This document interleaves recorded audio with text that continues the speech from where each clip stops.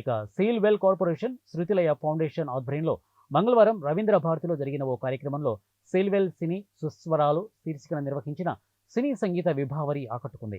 ప్రముఖ గాయని వేమూరి మంజుల పలు గీతాలను మధురంగా గానం చేసి అలరింపచేశారు. సంస్థ అధినేత్రి ప్రముఖ గాయని శృతిలయ ఆమని నిర్వహణలో వేమూరి మంజుల సహగాయని గాయకులతో కలిసి చిటపట చినుకులు పడుతూ ఉంటే, నాలోని రాగమీవే, ఎక్కడో చూసిన జ్ఞాపకం, ఓ నెల రాజా వెన్నెల రాజా, పాడవేల రాధిక, ఆకుచాటు పిందె తడిసే మొదలగు గీతాలను అత్యద్భుతంగా గానం చేసి ప్రేక్షకులు అతిథుల మన్ననలను పొందారు. సాయంత్రం 3 నుంచి రాత్రి 10 గంటల వరకు సాగిన సంగీత విభావరి ఆహుతులను ఎంతగానో ఆకట్టుకుంది.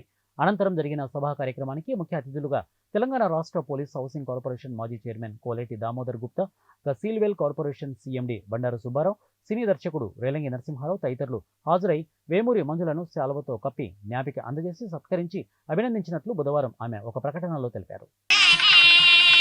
గాయత్రి భరద్వాజ్,